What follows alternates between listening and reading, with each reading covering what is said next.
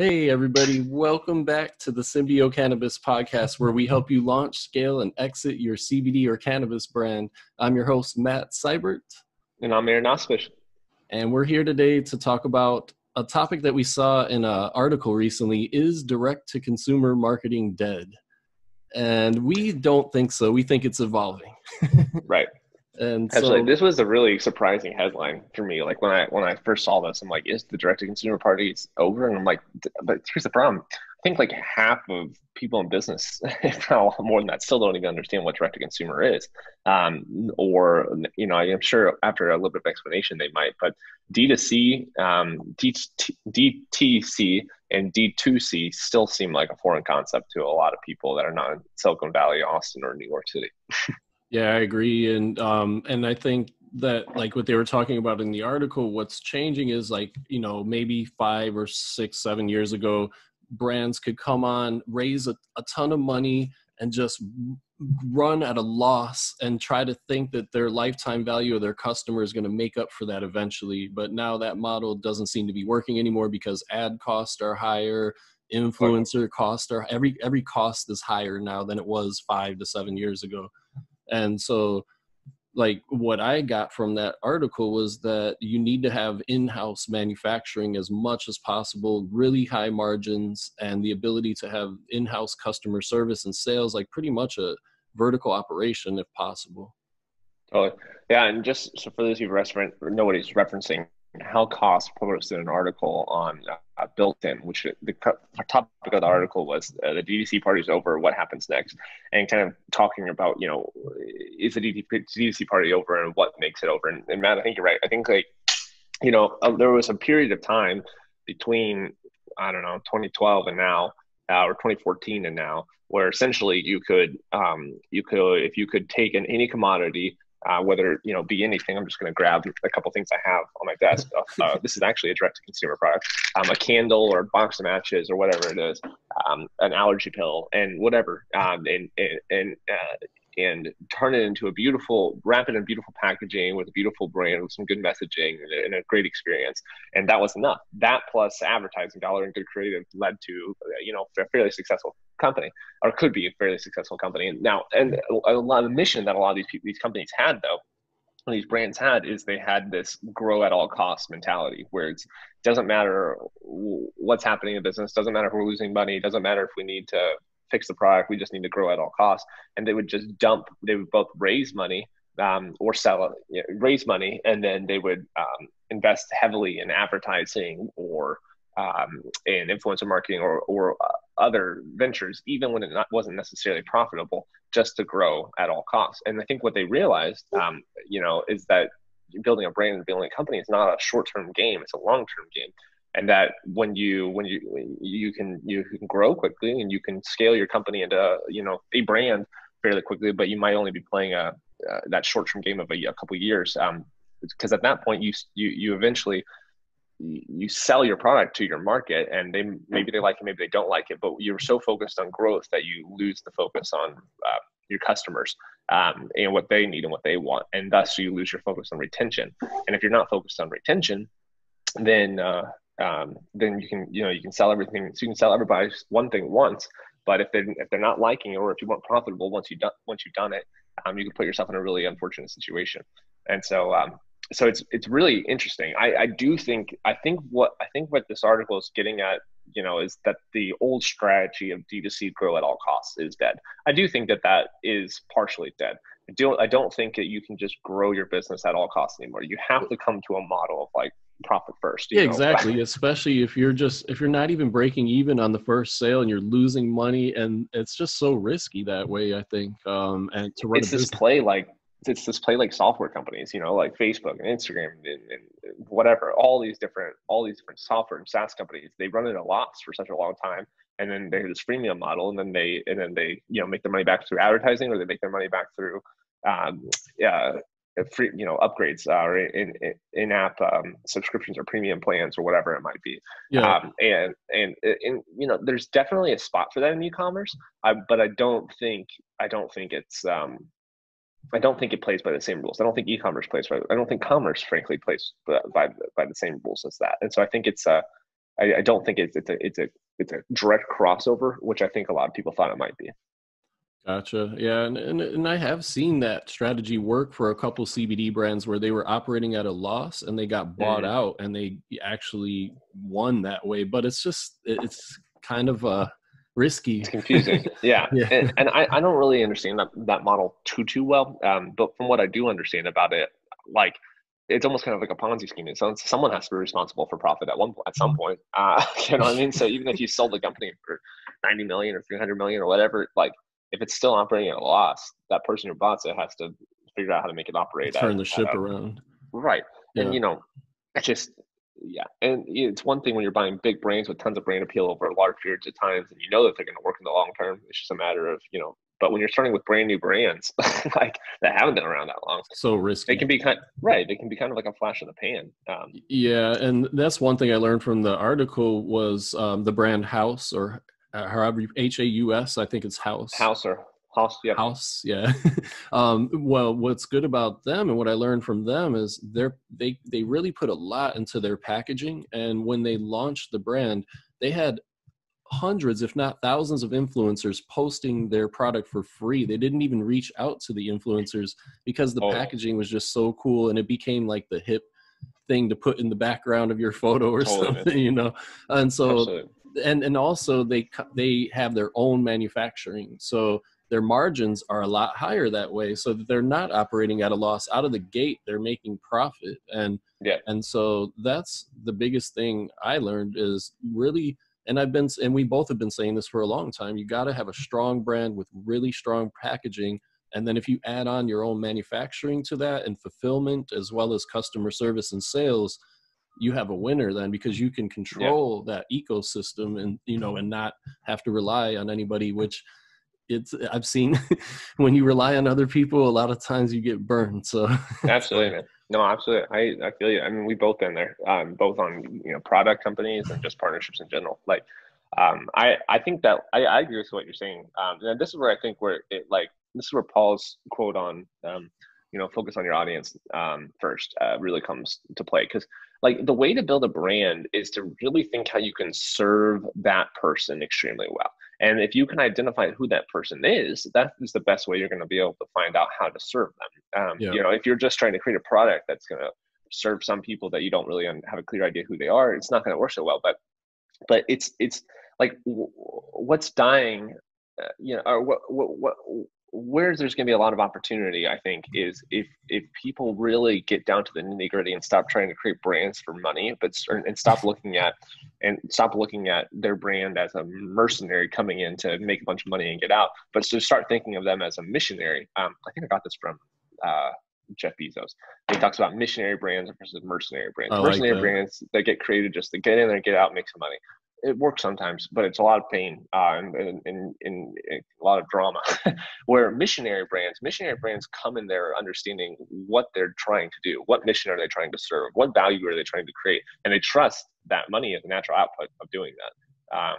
And so I think that brands like House and some of these other direct to consumer brands that are winning, I think they have a ridiculous focus on their customers, and they are first and foremost always thinking about their customers every day. I think they're Yeah. thinking, what can they do to make that to serve their customers better? What do their customers want? If we're talking about CBD, how's the taste? What would they want to see from the packaging? What kind of communication would they want to see from us?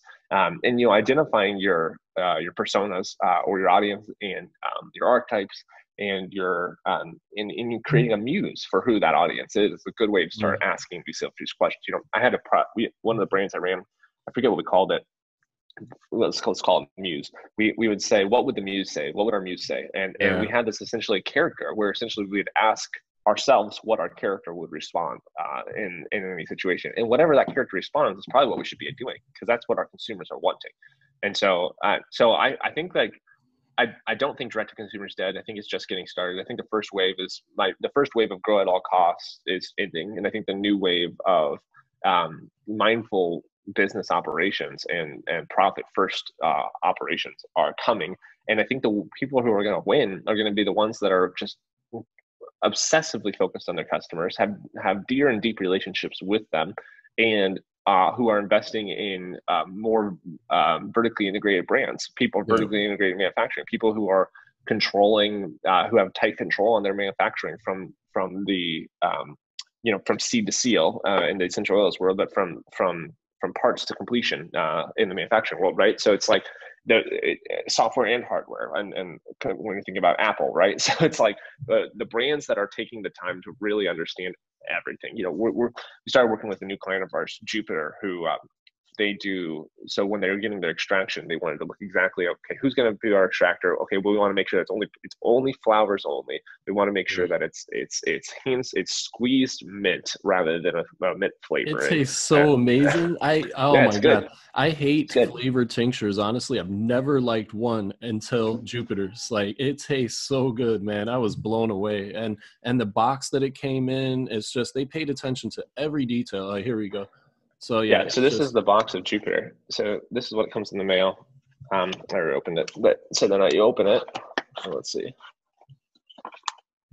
and you get this kind of like walkthrough of exactly what's going on, and then a barcode so I can scan and see my lab tests, and then a yeah. walkthrough with the brand booklet that explains all my FAQs, and then a really pleasant experience with the bottle. And what is this? Why do we show this? This is the experience I want Yeah. when I use my CBD. They're I don't inside the want customer's head, and that's exactly. the point you're making. And you pulled it off amazingly with the brand Monk. And Thanks, man. and talking to you about it, like, I could tell you were completely obsessed with the Monk customers and how can I please them. And that's why the brand did 22 million in sales in 3 years or whatever it was. And Totally. so, like, I think it takes a certain kind of person to be able to do that. Like, somebody like you that's super detailed, like, you don't miss anything, man. Like, and it takes that kind of person to be able to get inside people's heads. And I think also, like, some psychological education helps too, I'm sure. But like, I think it's a mindset too. You know what I mean? I think it's like, I think when people are willing to get in the mindset of the customer and live there for a little bit, it's not easy, but I think if you're willing to do it, things start like coming clear. Like if you can switch from being the person who created the website to being the person using the website and like really approach it from that level of like, yeah. this is the first time I'm using it, you start seeing things. But And I also, it's about creating something that you love. Like, yeah, like, not you or me or whoever. If you create a brand and a product that you love, like, when I was in the music business, the most successful artists that I worked with were the ones that said, I rap or I make my music for myself. I don't yeah, care if the audience likes it. If they do, great. If they don't, then whatever. Like, the people that were rapping or making music to for the audience, it didn't work. Like, yeah, it's better if it comes from your heart and soul, like, kind of like you were saying earlier, like a missionary brand. Like, this is my mission. absolutely. And so, like, I always ask every client of ours, why are you doing this? Why are you in the CBD business? And because you're going to have the shittiest days sometimes and dealing with, nightmares. And so that why reason of why did you create this brand is going to make you stick around through that. And I I think, think so too, man. I think so too. I think you're exactly right. And I think that it's the people that take the time to do that are the ones who really win. There's that, have you ever heard of the marketer's fallacy? It's like you're not your target marketer. That's the marketer's fallacy. It's the idea that when you're marketing, you got to remember you're not your target market, and so your decisions shouldn't rest on just who you are. I like I always had like a counter to that, which is you're not your target marketer unless you are. And yeah. sometimes you are your target market. Sometimes you're really integrated with your audience and your mission and the purpose of your brand. I think that the brands that are really integrated like that, I think Haas is an example of a brand like that. They do exceptionally well because they know what they want, and they know what they want. They listen to what other people want, and they create that. Well, And yeah, that, and another good example of that is the brand that we met with recently called Equilibria, and yeah, yeah, they target women, I would say 45 and up, with their CBD brand. And they have, when you purchase a product, you schedule an appointment with one of their dosage experts, and huh.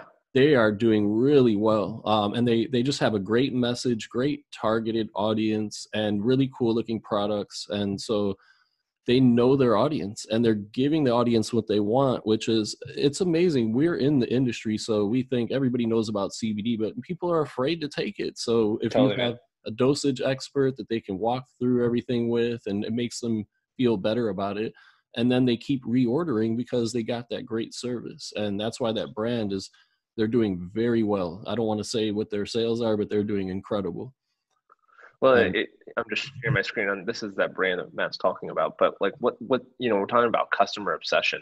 What is this, right? Like this is Ella's goals: arthritis relief, uninterrupted sleep, and anxiety relief. She's going to take 10 milligrams in the morning, 10 milligrams plus 10 milligrams soft gels together before bed, 5 milligrams. So it's like this level of intentionality to their customer, to this level of like, what are your goals and how can we help you achieve them? How can we be part of you hitting getting what you want out of life? What a powerful thing. And so I think that's the answer. It's easy to overcomplicate. Like coming from people who do this shit a lot, like it's easy to overcomplicate. If you can stay focused on just creating an exceptional experience for your clients, and providing them with, understanding what they want, understanding what their goals are, both for your clients and for your customers, depending on what brand you're running. And then just helping them get to those as quickly and as effectively as possible. I think that's all it takes to create a really exceptional brand these days. And I think the more, it's really as simple as if you can switch your mindset from a mercenary to a missionary, I think you'll do a lot further. That's a great point, man. Like if this becomes your mission instead of like, and I see like in our group, like more than half of the people that launch CBD brands, well, I wouldn't say more than half, at least half are doing it just let's get in and get out and make some quick bucks, and absolutely. At least half. Yeah. And so it's going to be tough that way. But the other half are the people that CBD has impacted their life and they're so passionate about it, or their family members have been impacted, but they don't have that marketing D2C background like you do or like I do. And so that's why we're doing these videos, to give this education and to let them know the importance of what we're talking about here. And if you can just, like you said, keep it simple. Like we were just showing the Equilibria website.